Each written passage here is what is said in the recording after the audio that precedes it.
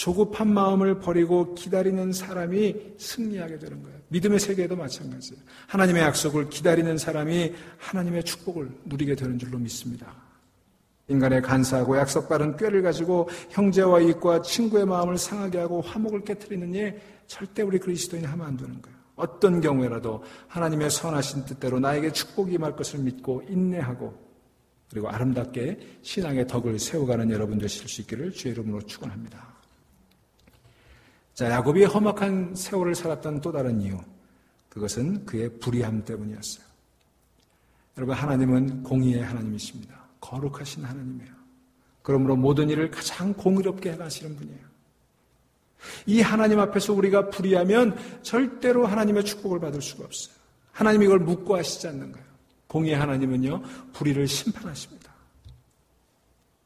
그래서 우리가 험악한 세상을 살아가게 되는 거예요.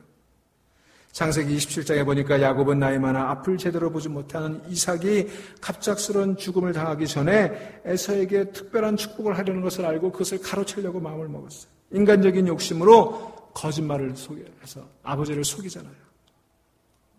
사기를 치는 거잖아요.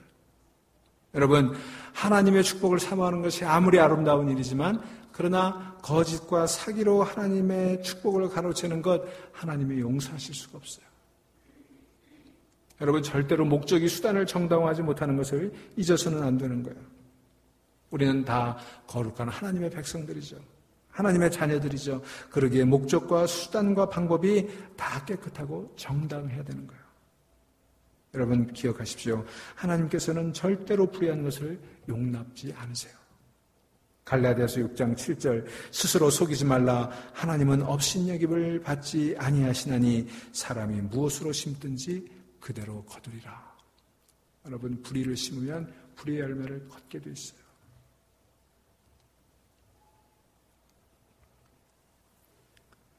야곱이 아버지와 형을 속였기 때문에 형과 아버지의 원수가 되었죠. 에서의 원한을 피해 부모님과 정든 집을 떠나 외삼촌 라반의 집으로 도망쳐야 되는 그런 신세가 된 거예요. 그때부터 그의 험악한 세월이 시작이 된 거예요. 그곳에서 야곱은 외삼촌으로부터 무려 10번이나 품삯을 속임을 당하잖아요. 20년 동안 뼈를 깎는 고통을 당하면서 머슴살이 하잖아요. 그게 다 불의했기 때문에 그런 거예요. 야곱이 겪은 이 고생, 하나님이 계획하신 건 아니에요. 야곱이 하나님 앞에서 공의롭지 못하고 불의했기 때문에 이 험악한 인생을 살아가게 됐던 거예요. 사랑하는 교회 여러분, 우리의 목적은 하나님의 영광이고 우리의 목표는 천국입니다. 그러니 우리의 삶의 과정은 성화된 삶이어야 돼요. 목적만큼 과정이 중요한 것을 잊어서는 안 된다고 하는 것입니다. 그러니 여러분 거룩하게 살아갈 수 있기를 주의 이름으로 축원합니다. 공의로운 삶을 살아가시려고 애써야 돼요. 더디할지라도 말씀대로 사십시오. 좌로나 우로나 치우치지 않고 정도의 길을 걸어가세요. 많이 소유하려고 하지 말고 바르게 살아가려고 하세요. 공의롭지 못한 사람들이 잘 쓰는 말이 뭐예요? 좋은 게 좋은 거야. 그거 아니에요? 그러나 우리 공의로운 사람은요, 바른 게 좋은 거야 라고 고백할 수 있어야 돼요. 좋은 게 좋은 게 아니에요. 바른 게 좋은 거지. 당장은 힘들어도 바른 게 좋다고 하는 믿음을 가지고 분명하게 불의를 멀리하며 살아가야 될 줄로 믿습니다.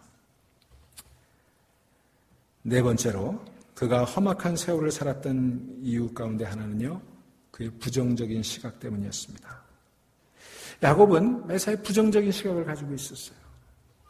그것 때문에 자신의 삶을 더욱 험악한 자리로 바꾼 사람이에요.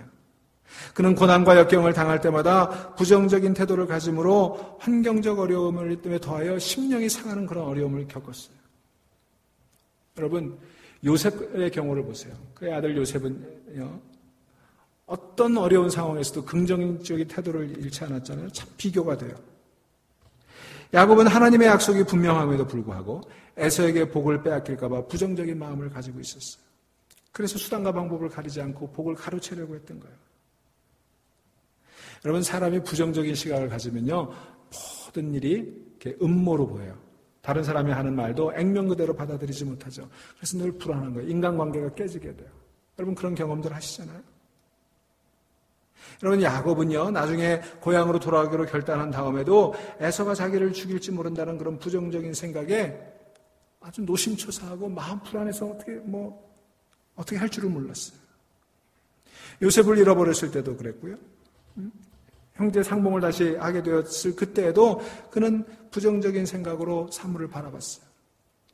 여러분 가만히 보니까요. 누가 믿음 생활 잘하는 사람이냐? 긍정적인 사람이 믿음 생활 잘하더라고요. 부정적인 사람은요. 아무리 신앙생활 오래 해도 그 믿음이 잘하질 않아요. 인생도 마찬가지 아니야? 여러분 세상을 어떻게 바라보십니까? 제가 며칠 전에 우리 여기 애틀란타 지역에는 조지아텍 게시판에 이제 한인 그 정보들이 많이 오가지고 물건도 사고 팔고 여러 가지 그 직장도 거기서 이제 소개하고 하는 거 제가 이렇게 종종 보는데 이런 글이 하나 올라왔어요. 그 피닉스 애리조나에 사는 젊은 부부래. 아이는 없고 젊은 부부인데 거기가 좀 이렇게 살기가 좀 힘들었는지 아틀란타로 이주를 하려고 거기 글을 올렸더라고요. 아틀란타가 좀 어떤지 소개 좀 해주십시오. 내가 피닉스에 사는데 아틀란타로 이사를 가려고 합니다. 그랬더니 거기 댓글이 쫙 달렸어요. 내 댓글이 수십 개 달렸는데 전부 아틀란타는 사람 살 곳이 못 된다. 아틀란타 와봐야 잡이 없다. 집값이 싸긴 하지만 집이 다 그지 같다. 뉴욕에서 와서 다 후회하고 돌아갔다. LA 와서 후회하고 돌아갔다. 어떤 사람은 여기 아틀란타 쪽으로는 그냥 쳐다도 안 보겠다 그랬다. 그런 글들이 쭉 올라왔어요. 물론 우리 다 지금 힘들게 살아가죠. 아틀란타에 잡이 없고 아틀란타 경제가 좋지 않은 거 우리 다 알죠.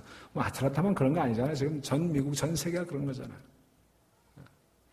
그래서 제가 그런 생각했어요. 이분들 이 글을 쓴 사람들이 참 힘들게 살고 있구나라는 생각과 이런 생각 가지고 있으니까 더 힘들겠구나 생각했어요.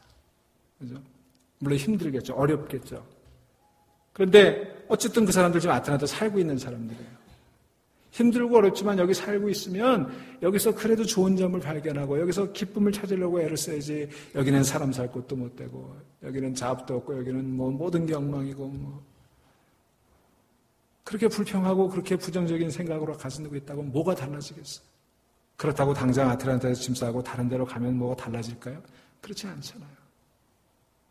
그래서 내가 이렇게 부정적인 생각을 가지고 살아가냐 얼마나 더 힘들까. 아마 그렇게 힘든 사람들이 그분들만은 아닐 텐데 그분들은 그 속에서도 더 힘들게 살겠구나 그런 생각을 해봤어요. 여러분 어떠세요? 우리 다 지금 살기 어렵죠? 그래서 절대로 부정적인 얘기하지 마세요. 아틀란타 살기 좋다고 얘기하세요. 자꾸 살기 좋다고 해서 더 많이 와야 될 거 아니에요.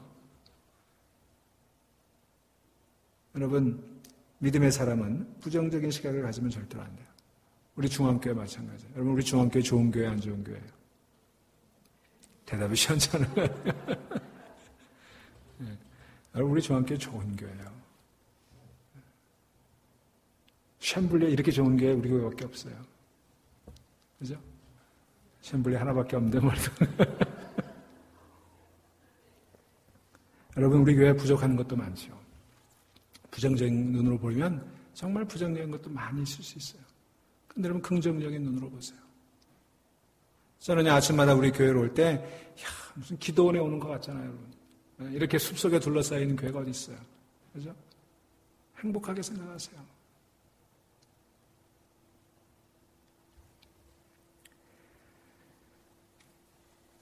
자, 부정적인 생각을 가지고 있는 한 우리는 험악한 세월을 살아갈 수밖에 없어요.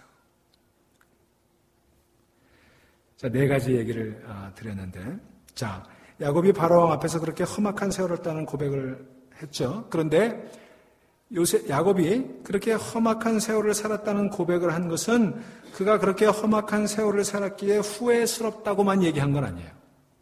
그의 말의 의미는 내가 후회스럽다. 정말 지나간 세월 생각만 해도 지긋지긋하다. 그런 얘기를 한 게 아니에요. 여러분 보세요. 그가 바로왕을 축복하잖아요. 그렇게 험악한 세월을 살아왔는데 그가 바로왕을 축복하잖아요. 여러분 그의 험악한 세월을 살았나이다. 나그네 삶을 살았나이다. 이 고백 속에는요. 중요한 신학적인 진리가 담겨 있어요. 그것은요. 하나님의 은혜를 고백하는 말이었어요.